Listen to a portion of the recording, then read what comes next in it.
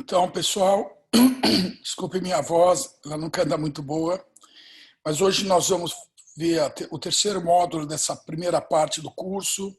Nós vamos falar um pouco de ética aplicada hoje e eu gostaria de,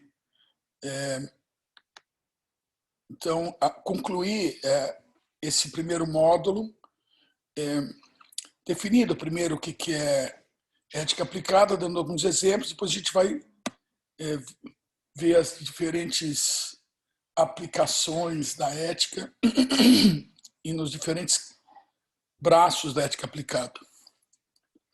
Ética aplicada é o ramo da ética que consiste na análise de questões morais específicas, controversas, como aborto, direitos dos animais ou a eutanásia. Né? Nos últimos anos, as questões de ética aplicadas foram subdivididas em grupos convenientes, né? Tais como ética médica, ética empresarial, ética ambiental, ética sexual, inclusive até a bioética, que a gente vai depois tratar aqui nesse curso. De um modo geral, duas características são necessárias para uma questão ser considerada uma questão de ética aplicada. Só para fazer um preâmbulo, vocês lembram um fato, a gente não discutiu demais isso, mas eu gostaria de tomar um conceito fundamental da ética em geral, que é a questão de que um problema ético, ele, na verdade, tem que, para existir, suscitar o que se chama de dilema ético. Vocês lembram que os Founding Fathers, as pessoas que conceberam a nação americana e a legislação dos Estados Unidos, eles, no século XVIII, no final do século XVIII, eles, apesar de terem feito uma carta extremamente avançada para a época, eles não consideraram a questão da escravidão, por exemplo. Muito daqueles indivíduos que são signatários da Constituição americana, eles, na verdade, eram indivíduos que tinham fazendas e tinham escravos. E veja que curioso, que apesar de eles escreverem "We the people", eles não incluíram essa primeira versão da Constituição os escravos. Isso é uma coisa fundamental porque mostra como, por mais que as pessoas estejam agindo no melhor interesse possível, muitas vezes eles não têm um aspecto, como se fosse uma espécie de um daltonismo, uma falta de visão de algum problema da realidade deles, e porque não há um dilema ético muito evidente. Várias versões porque eu estou falando aqui, mas isso é claramente uma possibilidade. Então vamos começar agora a tentar definir o que é uma questão de ética aplicada.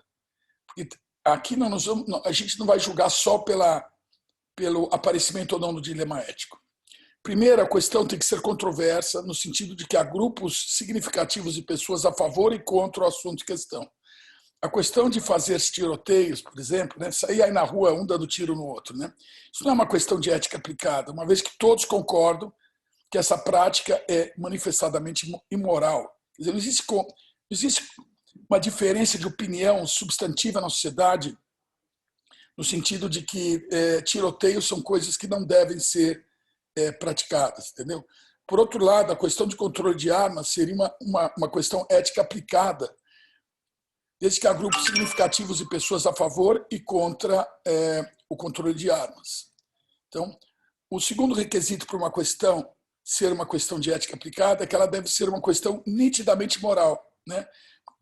É comum a mídia nos apresentar uma série de questões sensíveis, tais como políticas e ações afirmativas, gays nas Forças Armadas, internação involuntária de deficientes mentais, práticas comerciais capitalistas contra socialistas, sistemas de saúde pública contra privados, autoritarismo social, political correctness, a correção política ou conservação de energia, etc.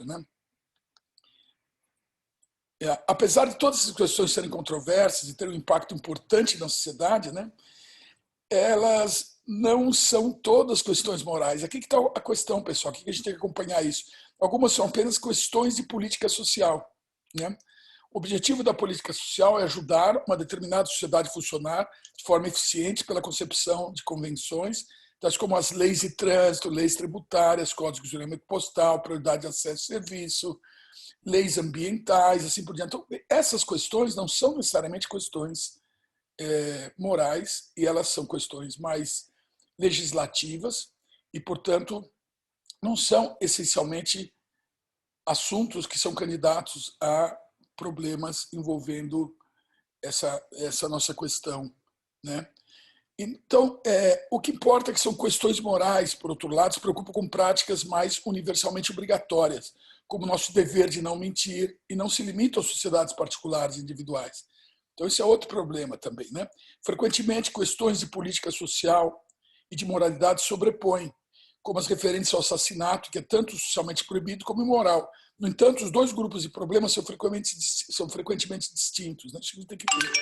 Por exemplo, muitas pessoas argumentam que a promiscuidade sexual é imoral, mas não podem tolerar que deva haver políticas sociais que regulam a conduta sexual ou leis para punir-nos por promiscuidade. Então, veja, por mais que você tenha um desconforto, que é um termo muito usado hoje em dia com relação ao comportamento de outras pessoas, ela tem direitos, né, que são garantidos, são regras pétreas da Constituição e que, portanto, também não são questões que podem ser, na verdade, tratadas dentro do conceito de questões de ética aplicada.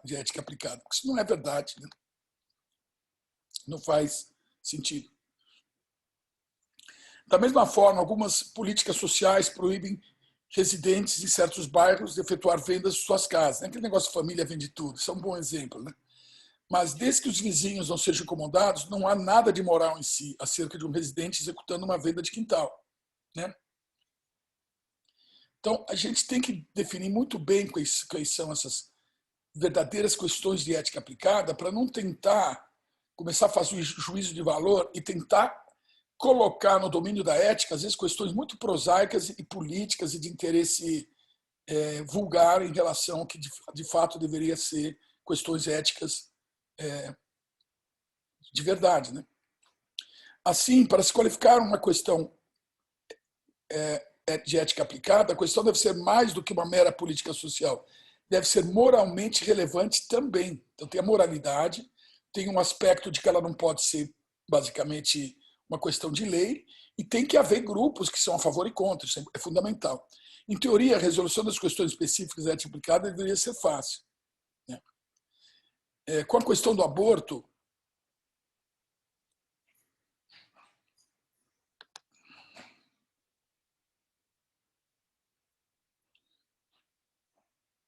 eu perdi aqui o slide, deixa eu voltar, pessoal.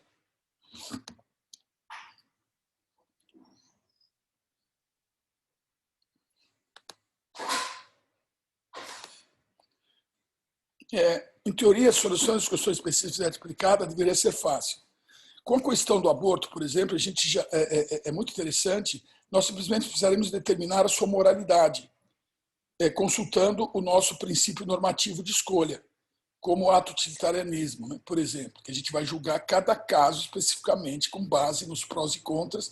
E aí não teria, por exemplo, o fato do aborto ser moralmente bom ou moralmente ruim. O aborto, na verdade, vai ter duas conotações importantes, ou mais conotações, ou N conotações, dependendo do caso específico no qual fosse se julgar a questão do aborto. Então, né, isso se a gente usasse o ato utilitarianismo. Eventualmente, em certos casos, você poderia ter um julgamento moral diferente de outros casos. E isso faz com que você não tenha uma norma específica, única para toda a questão em si, questão do aborto. Se um determinado aborto produz maior benefício que desbenefício, exatamente o que eu estou falando aqui, então, de acordo com o ato utilitarianismo, seria moralmente aceitável fazer o aborto. Isso é um exemplo, porque você usou como critério moral o ato utilitarianismo. Se você usasse, por exemplo, a deontologia ou qualquer outra forma, ou algum preceito ético baseado em virtudes, assim por diante, seu encaminhamento do juízo de valor ético poderia ser bem diferente. Isso que é importante vocês perceberem, que a gente tem várias maneiras, existem a filosofia da moral, a ética ela tem vários aspectos que podem determinar, às vezes, julgamentos de valor diferentes. É muito importante a gente ter essa flexibilidade e essa compreensão, tá? Infelizmente, há talvez centenas de princípios normativos rivais, para escolher, muitos dos quais conduzem a conclusões opostas, é o que eu acabei de falar agora. Então, isso, de fato, vai criar sempre um certo problema, e por isso que essas questões, elas não são necessariamente questões simples e facilmente solucionáveis, né? Assim, o impasse na ética normativa, entre teorias conflitantes, nos impede de usar um único procedimento civil para determinar a moralidade de um problema específico. Isso é muito bom, né? A solução usual hoje para esse impasse é consultar e comparar vários princípios normativos representativos sobre um determinado assunto e ver onde o peso da evidência reside. Na verdade, o que você quer ver, e é o que é feito normalmente, é que você vai ver onde é que existe uma espécie de um consenso entre vários princípios normativos diferentes acerca de uma determinada situação ou proposição. Então, falar dos princípios normativos em ética aplicada. Gerar uma pequena lista de como é que nós vamos lidar com esse problema. Então, né? Gerar uma pequena lista de princípios normativos representativos é em si uma tarefa desafiadora, porque quais que você vai incluir, quais que você vai excluir, com base em quê? Muitas vezes as pessoas têm claramente posicionamentos ideológicos a priori, que seguem certas cartilhas doutrinárias diferentes de outras e, portanto, vão ter preferência ou vão desprezar completamente certos princípios, né? As pessoas hoje em dia, num aspecto mais progressista, têm uma influência muito grande do pensamento da escola de Frankfurt, né? Então você já vê aí uma certa dificuldade em aceitar, por exemplo, uma axiologia canônica, valores constituídos de acordo com preceitos mais antigos, mais conservadores. Então você vê que é claro, e a gente vê isso obviamente, que existe uma diferença enorme, por exemplo, no suporte que existe para o aborto pós-parto, a ideia do aborto pós-parto. Você vê claramente os progressistas, que a gente chamaria, assim, entre aspas, de esquerda, apoiando isso, enquanto pessoas que a gente consideraria conservadores, mas de direita, eles nem incluem princípios como esse em julgamentos éticos. Então, existe como Otto von Bismarck chamava, de uma Kulturkampf, uma guerra de valores. Essa guerra cultural, Kulturkampf, é baseada na diferença principal de valores, que nada mais são do que o reflexo, essa divisão da escolha de valores com base em preceitos, inclusive doutrinários, ideológicos, filosóficos e políticos, né? Então, vocês veem como uma coisa é extremamente complicada, né? Vocês veem, por exemplo, a questão de pessoas do nosso Supremo Tribunal apoiando, por exemplo, abertamente sexo de pessoas adultas com crianças pequenas. Acham que isso aí tem que acontecer, etc. e tal. Tem outras pessoas, inclusive no nosso sistema judiciário, que acreditam que pessoas podem fazer sexo com animal. E agora com animais, em geral, né? E não sei se tem escolha aí. Mas aí, na verdade, a questão é que isso daí transcende um pouco questões objetivas de ética aplicada, justamente porque existe uma divisão enorme de base na escolha de quais princípios normativos vão guiar esta ou aquela inclinação acerca dessas realidades, né? Então, com isso, a gente provavelmente está criando, na ética aplicada, problemas praticamente, eu diria, quase que insolúveis, sob o ponto de vista de consenso societal, né? A solução para isso seria aquilo que o Jonathan Haidt chama de humildade moral, onde a gente poderia tolerar uma diversidade grande de ideias, mas quando a questão chega no ponto onde você está conflitando valores tão essencialmente opostos, isso provavelmente não vai ter uma solução fácil. Então, são questões de ética aplicada que vocês vão ver claramente durante a vida de vocês um desdobramento muito pesado e difícil em termos de solução para essa problemática no domínio social. Os princípios selecionados não devem ser muito restritos, como uma versão do ato egoísmo, que pode se concentrar apenas no benefício do curto prazo de uma ação entre poucas partes, né, a nível de contrato. Então, às vezes, isso é a questão dentro do conceito de contrato, né? A gente tem essa questão da expansão das questões de ética aplicada, porque o que pode ser tratado a nível de contrato, o acerto entre, digamos, adultos, em pessoas que têm assim a capacidade de estabelecer relações contratuais, ou seja, acordos entre pequenos grupos ou pessoas, isso daí não é também uma questão de ética aplicada. Isso passa a ser uma questão de ética aplicada no momento que existe uma ausência de contrato num problema. Não foi feito o contrato, isso vai ter que ser resolvido. Se torna exatamente uma questão de ética aplicada. Os princípios também devem ser vistos, estou agora no último parágrafo aqui, devem ser vistos como tendo mérito por pessoas de ambos os lados de uma questão de ética aplicada. Mas isso, olha que coisa interessante aqui.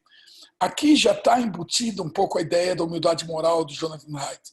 Para a gente poder estabelecer uma solução, um encaminhamento dentro, digamos assim, da discussão da ética aplicada, os princípios escolhidos têm que ser compartilhados. E tem que haver algum mérito nesses princípios que são reconhecidos pelas partes, né? Por essa razão, os princípios que apoiam o dever para com Deus não são normalmente citados, uma vez que esses não teriam nenhum impacto em um descrente envolvido no debate. Isso aqui é um exemplo, né? Eu não posso, se eu sou uma pessoa que tem alguma inclinação e digamos assim, um arcabouço de valores, impor ele para uma pessoa que não compartilha para usar isso como determinante de uma questão de ética aplicada, na qual partes distintas vão tentar chegar num consenso e, eventualmente, o que é melhor, numa ressignificação do problema para poderem chegar a uma ação conjunta e compartilhada. Vocês estão vendo um enorme problema da ética aplicada, né? Estamos falando agora a nível mais formal e conceitual. Depois nós vamos para a parte mais, entre aspas, aplicada mesmo, porque aqui nós estamos definindo o que são as questões de ética aplicada. Elas são muito fáceis de entender no momento que já existe uma lei, que já existe um código, que já existe uma norma. A gente está dando um passo para trás e olhando o que acontece para que isso aconteça.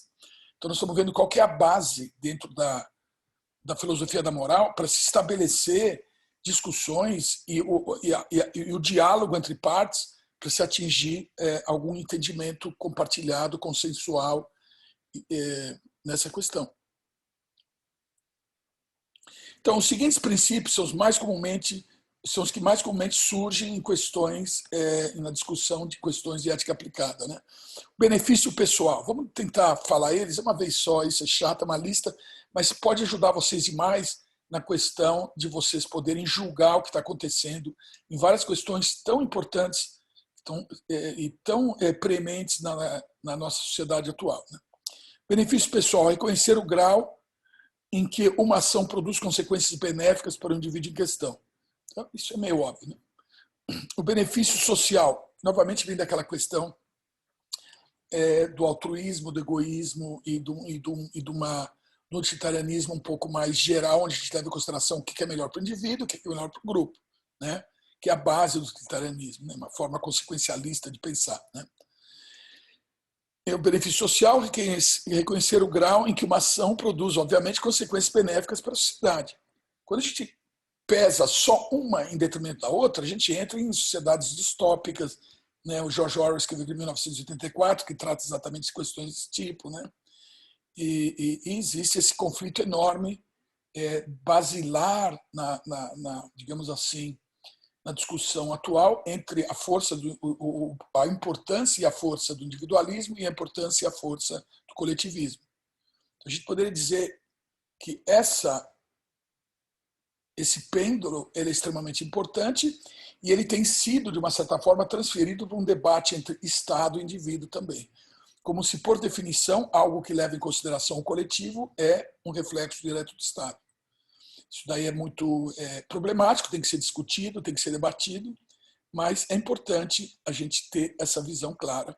Que existem, por exemplo, escolas inteiras de pensamento, por exemplo, essa política econômica austríaca, né, do von Mises, Ropa, assim por diante, é totalmente voltada para o individualismo, né, para princípios, inclusive, de lei que não consideram como muito importante ou muito desejável a gente ter aspectos, não só leis econômicas, mas leis também, a gente ter, por exemplo, um estatismo forte e eles acham que, na verdade, isso tem que ser substituído por contratos e relações individuais, né? Então, é muito interessante se vocês estarem atentos a isso. Ludwig von Mises é uma pessoa importante nesse campo, pouquíssimo estudado, Hans Hermann Hoppe também. Eu tenho um filho de 17 anos de idade que lê sem parar essas coisas, mas são amigos dele também que leem, mas você vê, por um outro lado, tem uma grande parte da juventude que está se inteirando disso, e tem outros que acham que realmente as políticas grupo identitárias assim são muito relevantes, então eles têm uma visão muito mais coletivista do que outros. Então, eu acho que essa próxima geração, que venha depois de vocês, vai ser surpreendentemente diferente da que hoje em dia está atingindo a idade de ação profissional. Isso é muito curioso, isso é normal, faz parte da sociedade, esses fluxos, né? Talvez porque eles ouviram tantos professores dele falarem coisas na escola para um lado mais de um certo tipo, eles até quase que para tentar, digamos assim, contrariar essa pressão que vem educacional, eles colocam numa posição distante dessa. Essa oposição é satisfatória, é muito bom para a sociedade a gente ter o contraditório, né, e ter a opção de poder ter um debate mais amplo. Isso eu não vejo isso como uma coisa negativa. Só acho negativo você querer impor monocromatismo em princípios de todas as naturezas. Isso é perigoso porque a gente para um debate, a gente para a diversificação do pensamento, que é fundamental para a evolução da sociedade humana. Essa é a minha crença e eu não quero impor para ninguém, mas gostaria que vocês pensassem um pouco nisso. O princípio da benevolência, né, ajudar os necessitados.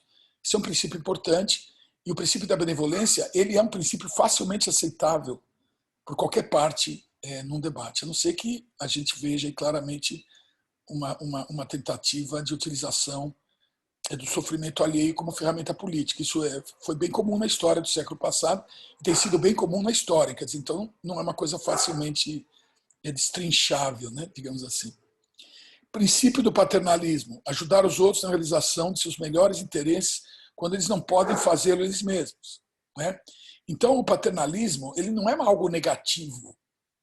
Tem pessoas que acham, o cara é paternalista. Não, o paternalismo, o verdadeiro princípio ético do paternalismo, mostra que você vai ter isso é baseado na compaixão, né? É o que gerou os hospitais, o que gerou as bibliotecas, as universidades, todas as atividades de caridade, que não são necessariamente... Caridade não é algo mal. A caridade, quando ela é feita no intuito de ganho político, é algo mal. Mas a caridade em si, objetivamente, sob um ponto de vista até sigilosa, ela é uma prática que pode facilitar em muito a melhora da condição da vida das pessoas, de uma certa forma, né? É lógico que o ideal era ter sociedades que não precisassem haver caridade, sociedades perfeitamente justas. A história mostra para nós que existe uma tendência nessa direção, né? Mas que não é necessariamente a realidade, inclusive nos lugares mais avançados do planeta. O princípio do prejuízo, não prejudicar os outros. Aí, novamente, apesar de ser um princípio extremamente autoevidente, ele às vezes não é percebido. Porque às vezes um grupo, dentro de uma questão de ética aplicada, vai ter uma visão que ele não tem a concepção, o entendimento que ele está prejudicando outros, né? Imagine as pessoas discutindo na Constituição Americana no século XVIII, no final do século XVIII, eles talvez não surgiu nenhuma voz ali dentro, né, falando assim, olha, vamos incluir aqui os negros, vamos libertar os negros, we the people, including índios e africanos, né? Não foi o que foi feito, né? Apesar daquilo ser uma das peças mais maravilhosas de Constituição jamais escritas, tinha esse, no meu entender, esse déficit enorme de não entender que we the people inclui todos os representativos da espécie humana e, eventualmente, numa visão mais contemporânea e mais moderna, a vida de uma maneira geral, né? Mas isso é uma questão para outro debate, né? Então, depois o princípio da honestidade, não enganar os outros. Esse daqui, meu Deus do céu, esse daqui, né, se a gente for pensar em certos ideólogos, independente da coloratura ideológica, vocês veem que praticamente, desde o Maquiavel e desde o Sun Tzu, da Arte da Guerra, um livro de quiz, você vê que enganar os outros é uma, digamos assim, ferramenta política extremamente útil, extremamente empregada por todas as partes. Mas, infelizmente, se a gente tivesse claramente isso imbuído, se dois lados, numa questão de ética aplicada, pudessem ter uma boa percepção de autoavaliação e tentar perceber o que ele está fazendo no sentido de manipular a opinião de outras pessoas para conseguir, digamos assim, ter poder, isso aí ia ser uma coisa extremamente importante, um aspecto enorme na evolução do discurso humano de uma maneira geral e nas interações que a gente precisa ter entre grupos para se poder atingir, digamos assim, uma ressignificação compartilhada por todos, que é a ideia fundamental dessas discussões e assuntos que são pertinentes à ética aplicada. Uma ressignificação obtida por grupos que são opostos e que eventualmente conseguem chegar num procedimento entendido por todos como uma solução para aquela questão. Tá? O princípio da legalidade, não violar a lei, esse é muito interessante, porque muitas vezes ele é um princípio que eu, pessoalmente, tenho um pouco de problema. Por exemplo, várias das questões importantíssimas de progresso da sociedade moderna se deram exatamente porque o princípio da legalidade foi confrontado. Por exemplo, o voto da mulher é um exemplo disso.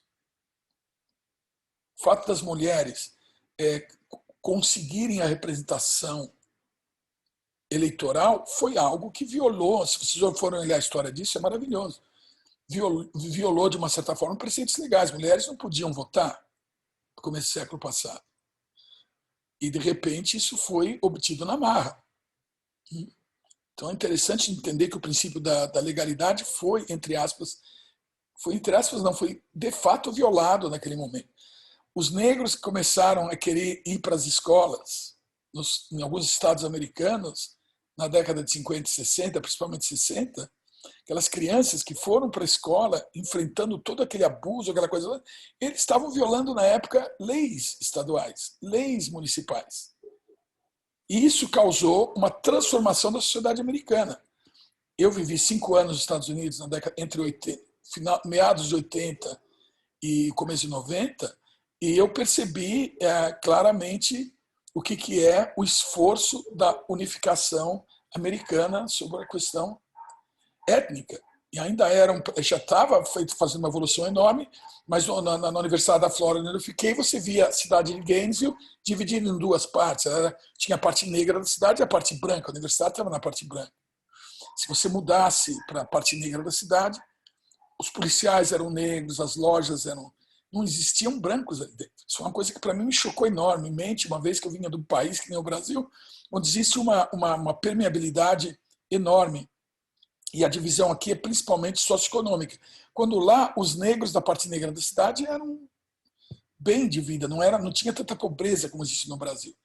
Então, de uma certa forma, lá a questão da integração era essencialmente étnica, enquanto que aqui no Brasil a questão da integração é uma questão econômica. Então, são problemáticas bem distintas que lidam com a questão da integração racial, mas vocês percebem que isso tudo, tanto no Brasil quanto, por exemplo, nos Estados Unidos, essa integração aconteceu justamente pela modificação do escopo do que é entendido como ético, o que eventualmente depois transformado em leis. Então, são questões de ética aplicada que violam, de alguma certa forma, esse princípio da legalidade. Acredito eu, e eu gostaria de ouvir a opinião de vocês, acho interessante discutir isso. Tá?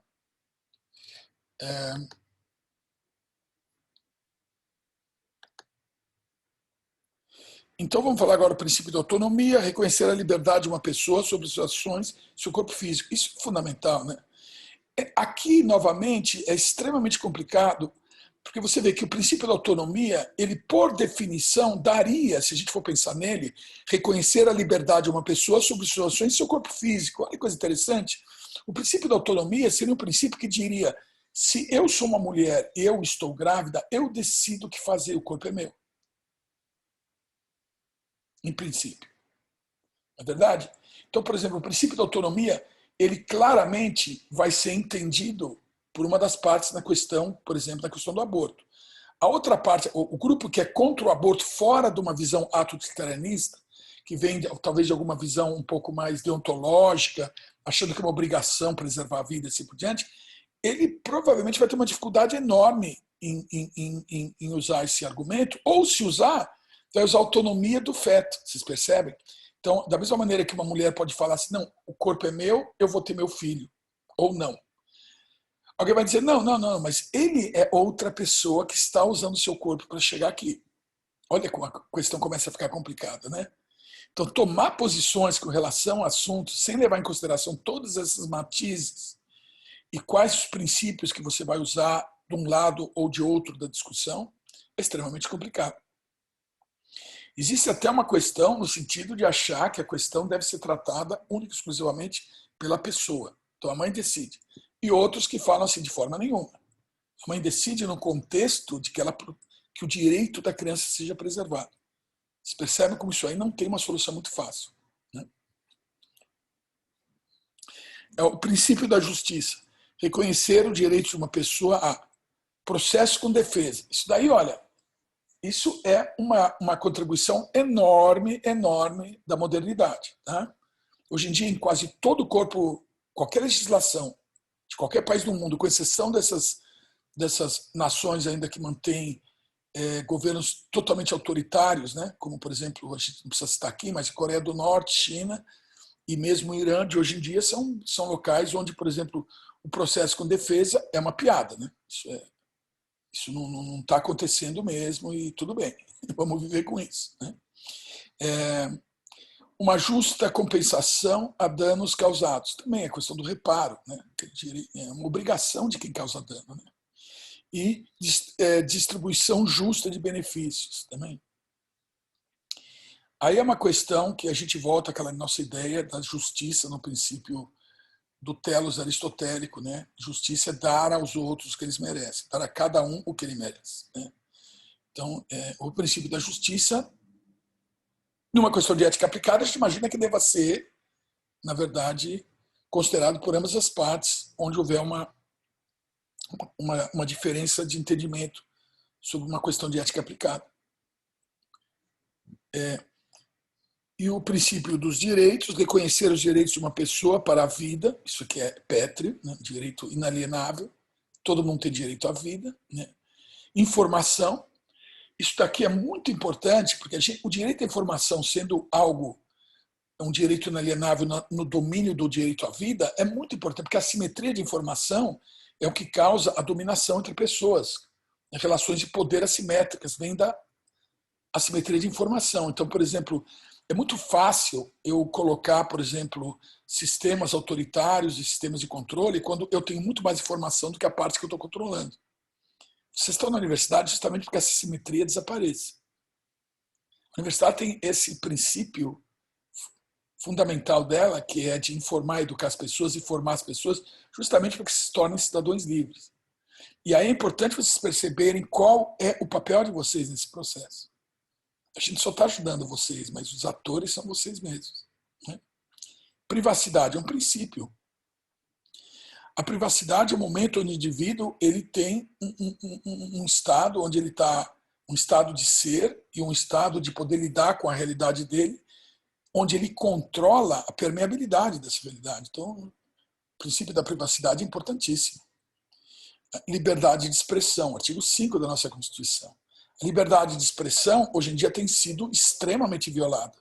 O artigo 5 da nossa Constituição está sendo completamente violado hoje em dia por esses verificadores de internet e por toda essa lei de fake news que está sendo colocada justamente por alguns interesses ideológicos para que certas ideias não sejam ventiladas. Isso claramente são violações profundas de outros artigos pétreos, inclusive da nossa Constituição, de várias constituições do mundo inteiro, no nosso caso, o artigo 5 da Constituição. Você pode dizer o que você quiser e pensar o que você quiser. Se algo que você fala ofende alguém, essa ofensa tem que ser tratada no domínio da lei, no domínio de um processo criminal. Você ofendeu, você difamou, existe lei para isso. Tem vários artigos, 138, assim por diante, que fazem com que as pessoas que estejam, na verdade, ofendendo e difamando outras pessoas sejam responsabilizadas legalmente. Mas você evitar que a pessoa se expresse com base nisso não é correto. As pessoas têm que ter a liberdade de se expressar. A consequência da ação dela é outra história. Então, o princípio da liberdade de expressão, ele implica também a responsabilidade de quem se expressa. Então, eu não estou confortável com o que você disse, não diga isso. Não. O problema do seu conforto é problema seu. O problema da pessoa dizer aquilo implica em você entender se aquilo é criminoso ou não, e se você tiver respaldo de lei, você vai e processa. É uma expressão, não sei quem que... Isso, olha, eu já vi citado para muitas pessoas. teria o Benjamin Franklin dito isso, já ouvi até dizer que algum francês falou isso, algum iluminista, que eu não concordo com o que você diz, mas daria a minha vida para que você pudesse falar. Então, esse princípio de a pessoa viver com o contraditório, que hoje em dia está cada vez mais dificultado por toda essa noção de que o diálogo tem que ser pré-moderado, pré-avaliado. As pessoas estão abrindo mão, digamos assim, da liberdade de expressão em prol do conforto, né? Então, a gente está vendo essa tendência civilizatória ser extremamente empurrada, e aí você vê pessoas muito jovens, que hoje têm 14, 15 anos de idade, que estão achando que isso daí é uma violação enorme de direitos que outros grupos etários abriram mão em prol do politicamente correto. Então é muito interessante a gente ver essa dinâmica. Muito provavelmente jovens que hoje têm aí seus 25, 30 anos de idade, que têm uma visão sobre a questão da liberdade de expressão, eles vão ser confrontados por jovens que vão exigir deles digamos assim, um retorno à noção mais fundamental, mais, digamos assim, canônica de que liberdade de expressão implica na liberdade de expressão e de pensamento, mas na responsabilidade de quem se expressa. Nunca de quem pensa. Pensar, vocês devem pensar tudo. O valor está na ação.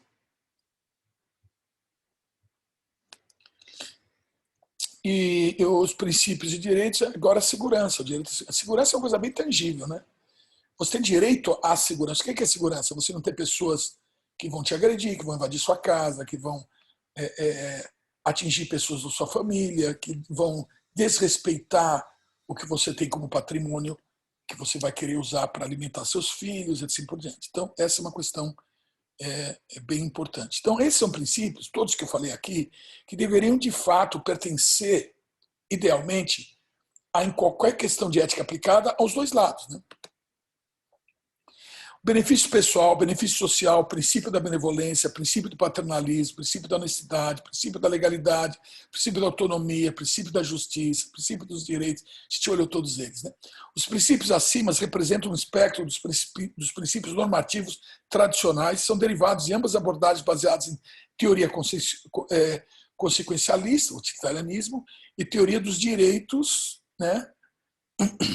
Veja, quando a gente fala de teoria dos direitos, eu já falei na aula passada que é muito importante a gente entender que o direito e o dever são as duas faces da mesma moeda. Uma das coisas que está extremamente mal entendida hoje em dia, de uma maneira muito pervasiva, muito comum, é que a pessoa tem direitos, né?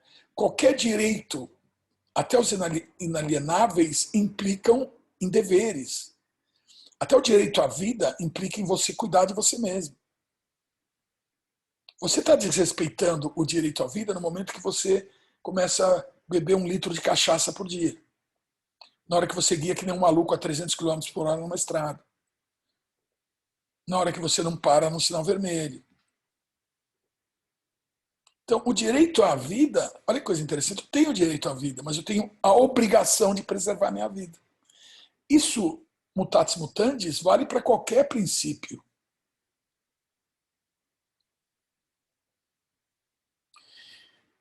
Os dois primeiros princípios, o benefício pessoal e o benefício social, são consequencialistas, uma vez que apelam para as consequências de uma ação que afeta o indivíduo ou a sociedade. Certo? Isso é meio óbvio, né? Os princípios restantes são baseados em teorias do dever, né? Os princípios da benevolência, o paternalismo, o danos, a honestidade e a legalidade são baseados em deveres que temos para com os outros, né? É deontológico. Vocês lembram que a deontologia são teoria dos deveres, né? Os princípios da autonomia, justiça e dos vários direitos são baseados na teoria dos direitos morais. Então, aqui a gente criou um belo escopo, né, do que são os diferentes princípios que deveriam ser eventualmente compartilhados por duas partes que estão, na verdade, travando um debate acerca de uma questão de ética aplicada. Então, veja, aqui não é mais... Eu espero que vocês tenham tirado disso, dessa revisão que a gente fez dos deveres, uma coisa do seguinte tipo, e dos princípios, desculpa, incluindo deveres, é uma questão do seguinte tipo. Quando a gente entra num debate sobre uma questão de ética aplicada, a gente não pode entrar de maneira rasa nisso. A gente não pode simplesmente falar, não, porque eu acredito, porque eu ouvi isso, porque... Não. A pessoa tem que fazer um esforço enorme em se situar dentro da filosofia da moral com estruturas de pensamento bem definidas e que são explicitadas por esses princípios. Porque aí qualquer questão de ética aplicada é tratada num nível mais interessante, mais proveitoso e com consequência maior e transcendente. Senão você simplesmente está expressando aí uma opinião sua, que pode ser a opinião que você tem hoje, mas que amanhã pode mudar se acontecer alguma percepção diferente. Ou seja, as pessoas têm que ter princípios para se guiar. E princípios são coisas que têm um arco maior de existência. A gente não pode estar simplesmente recebendo ordens dos outros do que nós temos que pensar e acreditar. A gente tem que fazer uma avaliação individual baseada em uma avaliação de princípios, né? E esses princípios têm que ser discutidos, você com você mesmo, com base na sua leitura, com base no seu interesse. Tá bom, pessoal? Então, o Baby Doll é um bom exemplo interessante, porque é um caso, vocês vão ver um caso que ocorreu de fato, vocês vão ver daqui para frente que isso vai encaminhar para um julgamento. É um exemplo que ajudará a ilustrar a função desses princípios em uma discussão de ética aplicada, né? Em 1972, um casal de Bloomington, Indiana, deu luz a um bebê com deficiências físicas e mentais graves. Eu estou narrando o caso para vocês. Entre outras complicações, o bebê conhecido como Baby Doll é um genérico, né, para a gente não respeitar o sigilo, né, dessa pessoa, teve seu estômago desconectado de sua garganta e foi assim incapaz de receber nutrição. Ele nasceu com defeito genético. Bom, embora essa deformidade estômago era corrigível através de cirurgia, o casal não queria criar um filho com deficiência grave e, portanto, escolheu não autorizar a cirurgia do neonato, tá bom? O alimentar e dar água para a criança. Os tribunais locais apoiaram a decisão dos pais e 6 dias depois Baby Doll morreu. Então, vamos ver qual é o dilema moral. Deveria a cirurgia corretiva ter sido executada no Baby Doll? Isso é um dilema. Isso aí... E veja que vocês vão ver as partes aqui entrando. Argumentos a favor da cirurgia corretiva derivam do direito inalienável da criança à vida e do princípio do paternalismo. A criança não pode se proteger e ela está sendo... O princípio do paternalismo fala que você tem que agir em prol de alguém que não tem capacidade de se defender, no caso a criança, né? Que estipula que devemos buscar os melhores interesses dos outros quando eles são incapazes de fazê-lo por eles mesmos, né? Por definição paternalismo. Veja, essa foi exatamente a conduta dos médicos que queriam fazer cirurgia, porque isso foi para o tribunal. Então, os médicos do hospital, em Bloomington, entraram com processo contra os pais, certo? Isso foi resolvido quase que imediatamente no Tribunal de Justiça. Teve de fato, um julgamento relâmpago em função da situação da criança. Argumentos contra, né, a cirurgia corretiva derivam do benefício pessoal e social que resultaria de tal cirurgia. Se Baby Doll sobrevivesse, sua qualidade de vida teria sido pobre, em qualquer caso, ele provavelmente teria morrido em uma idade precoce alguns meses depois. Então, na verdade, o que os pais estavam tentando era defender essa criança de um sofrimento enorme, né? E também dos custos que eles iam ter financeiros, porque ali aquela questão ia ser uma questão caríssima, eles não tinham condição também para pagar. Além disso, do ponto de vista dos pais, a sobrevivência de Baby Doll teria sido uma carga emocional financeira significativa, como eu falei para vocês agora. Ao examinar os lados da questão, os pais e os tribunais concluíram que os argumentos contra a cirurgia foram mais fortes do que os argumentos a favor da cirurgia. Estão vendo uma questão de ética aplicada atingindo o tribunal. Em primeiro lugar, evitar a cirurgia parecia ser no melhor interesse da criança, dada a má qualidade de vida que ela iria ter que suportar. Agora, olha que coisa interessante. Agora vamos entrar também nesse princípio, a avaliação que foi feita, isso inclusive para o juiz, do direito inalienável à vida. Olha o que o juiz fala aqui. Olha que interessante. Em segundo lugar, o status do direito de Baby Doll à vida não era claro, dada a gravidade da deficiência mental da criança. Pois, olhem, prestem atenção, para possuir direitos morais é preciso mais do que simplesmente ter um corpo humano. Certas funções cognitivas também devem estar presentes. Isso aqui foi tirado da sentença. Olha que coisa, né? Vejam a implicação de que, pura e simplesmente, você manter uma pessoa viva, porque é um corpo naquele instante, e, que não, e a criança tinha deficiências, ela nasceu com paralisia cerebral também, o juiz entendeu como sendo algo que ela não iria desenvolver o que a gente chama aqui de personalidade moral. A questão aqui envolve o que é muitas vezes referido como a personalidade moral, o que é central para muitas discussões em ética aplicada. Então você vê como esse problema foi debatido de uma forma genial pelo juiz, ele rapidamente, obviamente é um juiz bem preparado, né? E que localizou esse problema dentro de um contexto também relevante. E isso foi usado pelo juiz para apoiar a solicitação dos pais. Então vocês percebem como essas questões de ética aplicada são extremamente relevantes e podem acontecer dentro do domínio do direito, né? Como no caso do Baby Doll. Então agora vamos falar um pouquinho de problemas de ética aplicada. Hoje há muitas questões controversas, né, discutidas por especialistas em ética, algumas das quais serão brevemente mencionadas agora. Só para a gente ter uma exemplificação, a gente poder visitar alguns exemplos. Né? O campo da ética empresarial examina controvérsias morais relativas às responsabilidades sociais das práticas comerciais capitalistas, o status moral de entidades corporativas, publicidade enganosa, abuso de informação privilegiada, os direitos básicos dos trabalhadores, discriminação no trabalho, ação afirmativa, testes de drogas e delação. Todos, vocês olhem isso daqui, essa aula vai ficar muito longa se eu entrar em cada detalhe, e eu gostaria, mas isso vai se estender demais.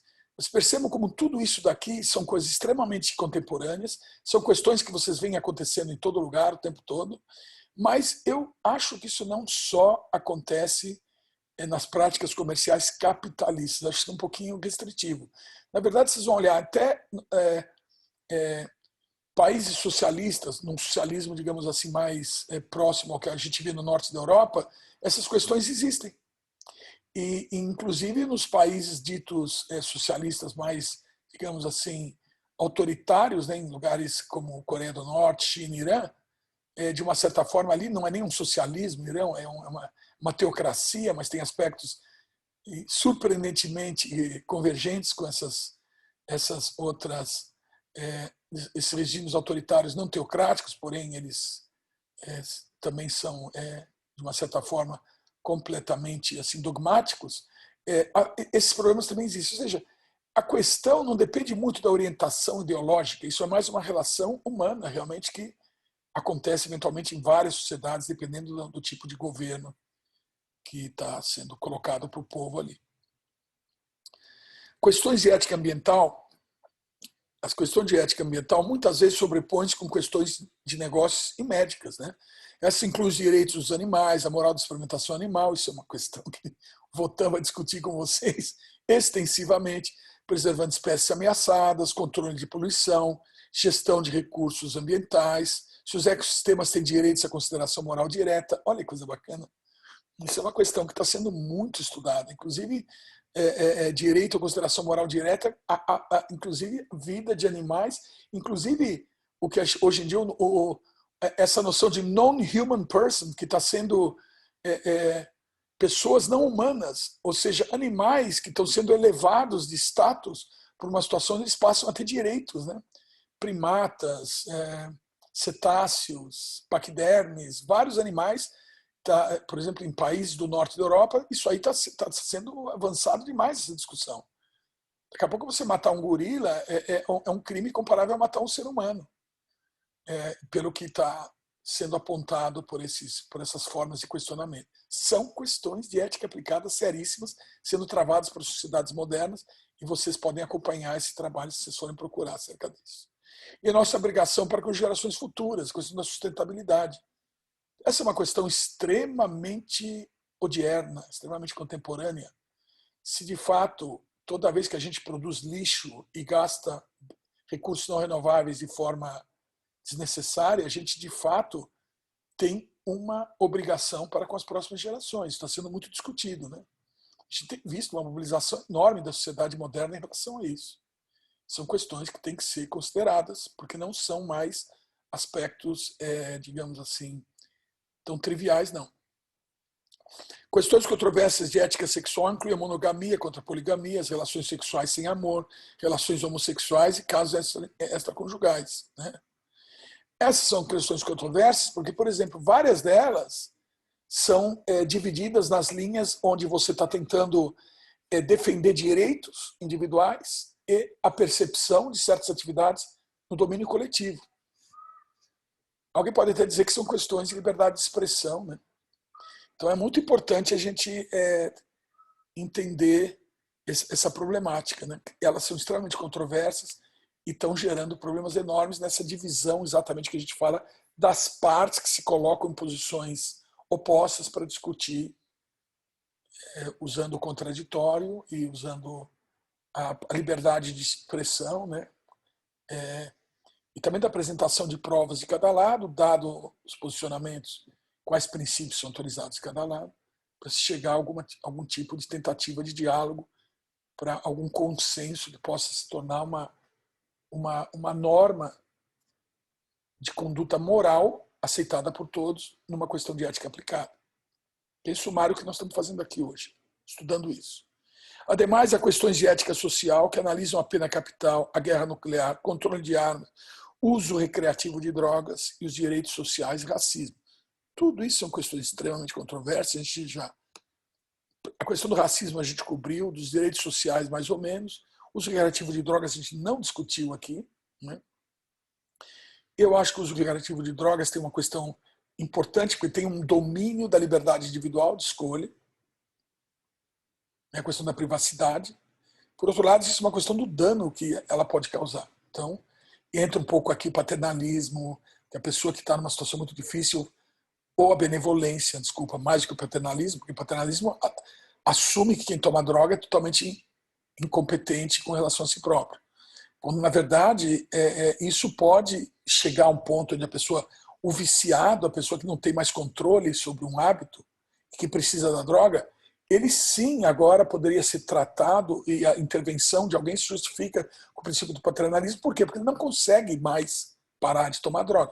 Quem não concorda com isso, tem dúvidas com relação a isso, vocês esperem, porque eu acho que o Votan vai ter uma aula magnífica dada por um colega nosso que trabalha na Cracolândia. E aí vocês vão ver a grande problemática desses indivíduos e o trabalho maravilhoso que é feito com essas pessoas. Então, são anjos que estão cuidando dessas pessoas, né, esses nossos colegas. E, ao mesmo tempo, eles estão fortemente imbuídos de uma obrigação com relação à benevolência e o paternalismo, com princípios éticos que fundamentam a ação deles. Né?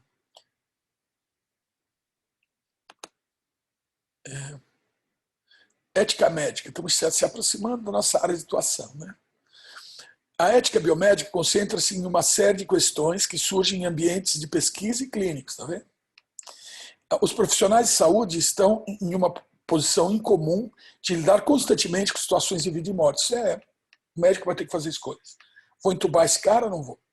Então, na Itália, agora no começo do ano, a gente estava discutindo com vários médicos italianos, tive várias reuniões com vários hospitais, né, da Lombardia, Piemonte, inclusive com pessoas da Suíça e da Alemanha, e as histórias que você ouvia são histórias muito tristes, você sabe disso, vocês têm acompanhado o que foi divulgado sobre isso. Os profissionais de saúde estão numa posição incomum de lidar constantemente com situações de vida e morte. Estou refraseando isso. E olha, hoje você tem aí mais de uma dezena de milhares de médicos que estiveram agora na semana passada lá em Brasília tentando ter o suporte da presidência do Brasil, que está dando suporte para isso, né, para que as pessoas sejam tratadas precocemente, porque eles entendem que se a pessoa não receber um tratamento precoce de Covid, ele tem uma chance muito maior de ser hospitalizado, e se ele for hospitalizado, tiver uma certa idade, alguma comorbidade, uma doença de base, ele vai ter praticamente uma chance enorme, mais de 2/3 de morrer. Então, essa questão do tratamento precoce tornou claramente uma questão de ética médica que está se tornando, que está dividindo a sociedade brasileira em duas partes. Os indivíduos que são totalmente a favor da ética, do tratamento precoce, e pessoas que, por alguma razão que não entendo direito, acham que isso daí não pode acontecer. Então, é uma coisa assombrosa que nós estamos vendo hoje em dia. Isso está dividindo a sociedade em campos distintos, e isso tem conduzido a uma reorganização terrível da nossa realidade. Não é de estranhar, então, que as questões de ética médica são mais extremas e diversificadas do que outras áreas da ética aplicada. Lógico, envolve a vida e a morte. Quer um exemplo?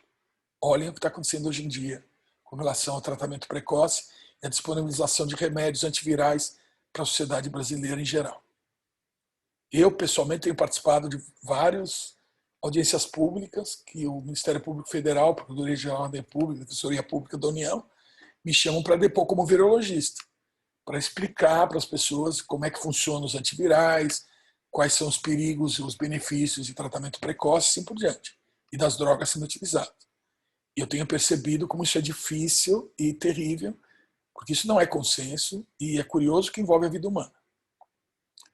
Questões pré-natais surgem sobre a moralidade da barriga de aluguel, a manipulação genética dos fetos, o status do embrião congelado e não utilizados e aborto. Todas essas questões são seríssimas, eu não gostaria, daria para a gente entrar em detalhes, espero que o Votan reconsidere isso durante agora a parte mais de bioética do curso, mas estamos só praticamente talvez fazendo um preâmbulo aqui, né?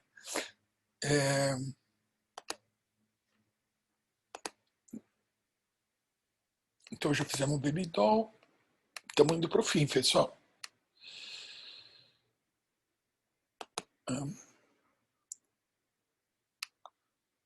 Estamos nesse aqui, praticamente é o penúltimo slide. Talvez eu tivesse um pouquinho mais tempo para tratar desses assuntos, né? As questões pré-natais, né? Essa questão de moralidade da barriga de aluguel está sendo discutido. Tem pessoas que querem transformar isso, por exemplo, numa atividade, já existe, de uma certa forma. Isso aí tem acontecido, onde pessoas pagam para alguém para gestar. Vamos supor que a mulher de alguém tem um defeito, que ela vai. Tem uma condição, desculpa, defeito é um termo meio carregado, uma condição pela qual ela não vai conseguir fazer uma gestação que chega a termo no útero dela.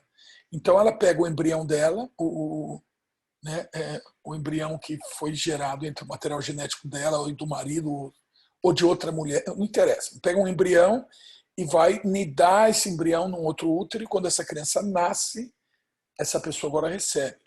O grande problema disso é que, apesar de haver contratos, inclusive, às vezes, sob o ponto de vista monetário disso daí, que várias vezes a mãe de aluguel se afeiçoa demais à criança e é uma questão instintiva quase, né?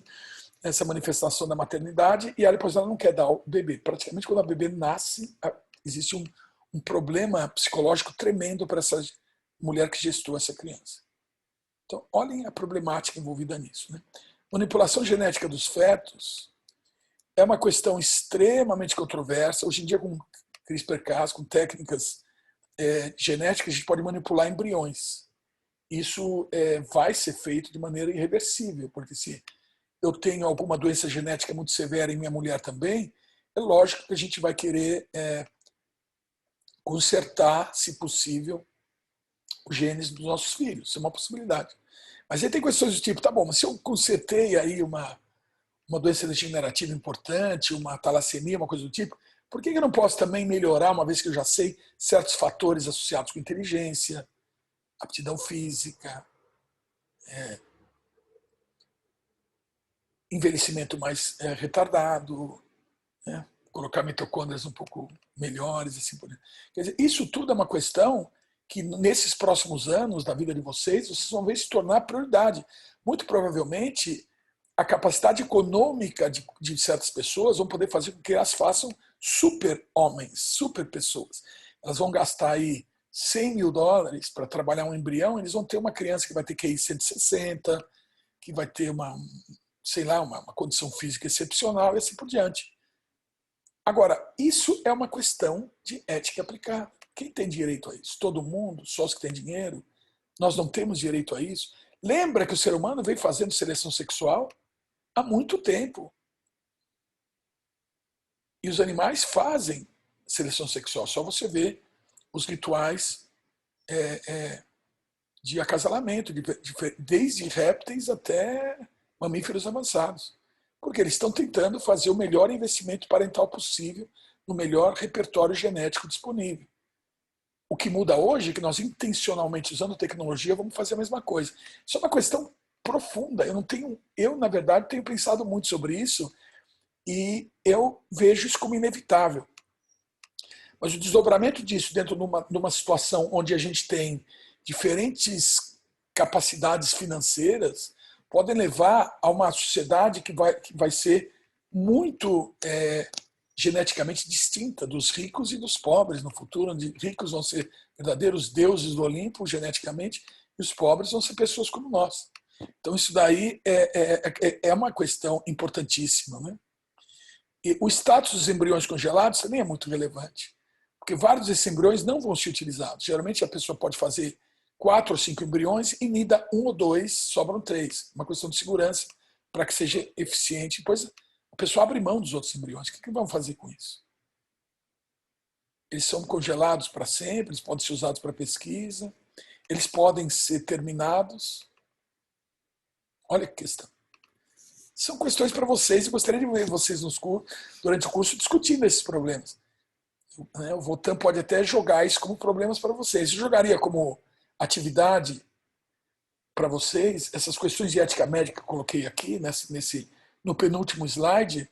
Gostaria de ver vocês escreverem alguma coisa sobre qualquer um deles para mim. Gostaria demais de ver isso. Poderia ser um fator que pode ajudar na nota de vocês. Tá? Inclusive o aborto é uma questão muito interessante. Olha, em outros cursos, outras versões do curso, eu vi ensaios escritos sobre aborto que eu fiquei fascinado. A gente deveria pegar esses ensaios, talvez tirar o nome da pessoa e publicar, porque são várias, talvez num site da nossa matéria. Ideias incríveis, muito bem tecidas, as ideias, muito bem embasadas. Mas aí, o que vocês forem fazer alguma coisa sobre isso, por favor, usem os princípios elencados no curso, usem, não fala assim, eu acho isso, fala. O ideal é falar, de acordo com o princípio das virtudes, das obrigações, dos direitos, princípio consequencial, dentro do pensamento consequencialista, da regra de ouro. Vocês fazem o que vocês quiserem, mas o importante é vocês não falarem o que eu acho. O que importa para o acadêmico é ter um embasamento no que é canônico, no que é estabelecido. Tá? Isso que diferencia a opinião da expressão do conhecimento acadêmico. Opinião deixa quando vocês forem bem velhinhos, aí vocês vão ter opiniões, vocês vão ter o direito às opiniões. Agora vocês têm que expressar claramente o entendimento que vocês têm do que foi herdado para vocês pelas outras gerações. Aceitem essa dádiva. Outra questão surge com os direitos de pacientes, as responsabilidades do médico, tais como a confidencialidade dos dados, os protocolos dos pacientes, a responsabilidade do médico para dizer a verdade aos pacientes terminais. Tem pessoas que acham obrigação médica, você fala, olha, você tem 10 dias de vida. E tem pessoas que acham que isso é extremamente conflitante, isso pode causar enorme sofrimento para as pessoas. Então isso é uma questão de debate. Qual é a posição de vocês sobre isso? Gostaria de ver. A crise da AIDS tem levantado as questões específicas sobre rastreio obrigatório de todos os pacientes de AIDS, tuberculose, multidroga resistente. É um caso, vou explicar para vocês daqui a pouco. E se os médicos podem recusar-se a tratar pacientes com AIDS. Então, essa é uma questão interessantíssima. Ela ainda era extremamente importante. Na época que eu trabalhei com HIV,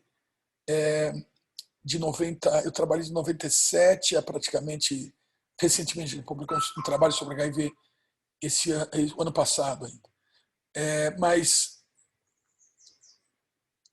a questão do rastreio obrigatório de pacientes, no caso do indivíduo, do portador do HIV que está manifestando AIDS e que tem uma tuberculose multidroga resistente, esse indivíduo, por exemplo, o que aconteceu em Nova York? Em Nova York, quando você começa a fazer o tratamento para tuberculose, você sabe que é um tratamento longo, de alguns meses, o indivíduo tem que tomar antibiótico nesse tempo inteiro. E se ele para no meio, porque ele já está se sentindo bem, ele pode voltar a ter a tuberculose, só que como ele tomou droga esse tempo inteiro, essa tuberculose que ele está curando pode se tornar multidroga resistente. E se transmitida para uma outra pessoa, pode matar outra pessoa. Então o que em Nova York foi feito? os indivíduos que estavam em tratamento de tuberculose e que se ele não comparecesse no posto de saúde para receber a droga, ele é preso, ele é levado para um hospital, internado e fica até o final do tratamento.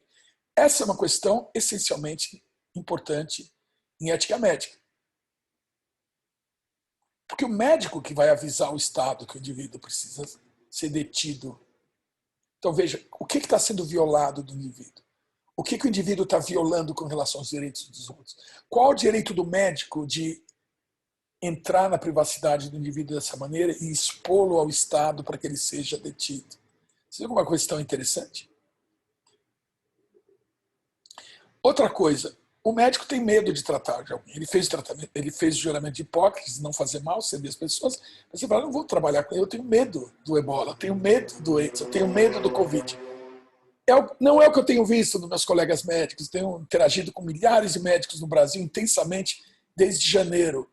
E todos eles vão para o pau, literalmente. Os caras vão para a briga, não estão nem aí, vários ficam doentes, vários morreram, mas todos eles estão se entregando para atender os nossos irmãos que estão sofrendo. Então, no caso desse, eu não conheço um médico que abriu mão da obrigação de tratar as pessoas.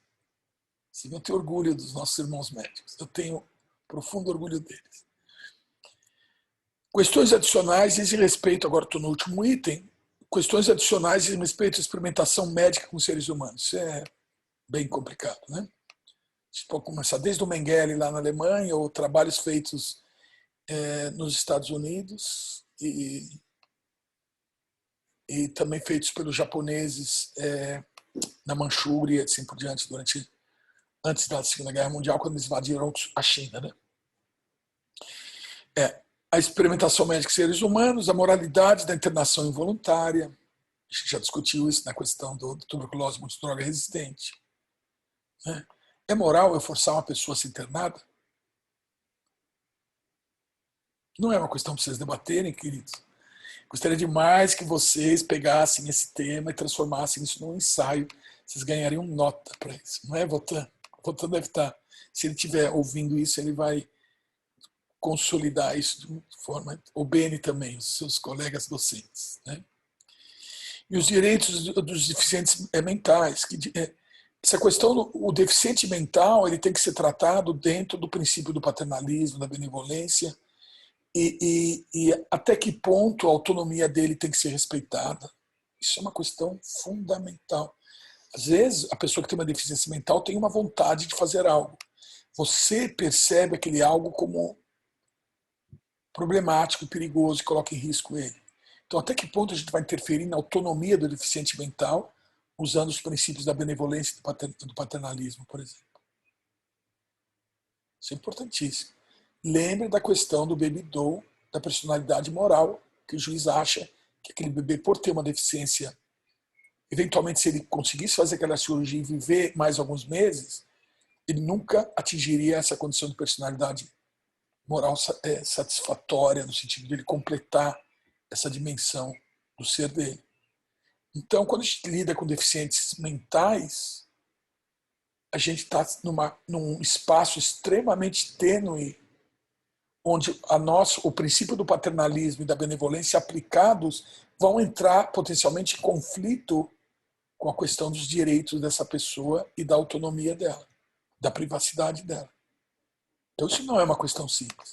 Isso é um assunto que deveria ser tratado com extrema seriedade e respeito, e eu gostaria de ver o que vocês pensam sobre isso. Se alguém escolher escrever alguma coisa sobre isso, eu vou dar nota. Eu vou dar uma nota muito boa para vocês, porque sistematicamente vocês escrevem coisas maravilhosas.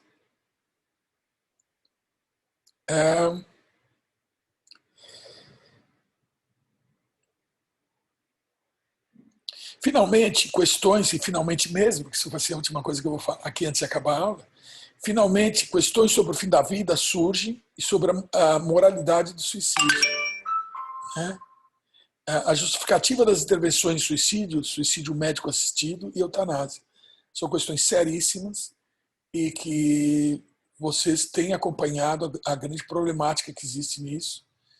E E é muito interessante, isso poderia ser discutido longamente aqui também, mas eu prefiro me encerrar aqui. Eu queria mandar um grande abraço para todos vocês. Estão vendo aqui o Beni Spiro, outro professor, mandando várias mensagens no WhatsApp. E provavelmente quer que eu mande logo essa videoaula para vocês.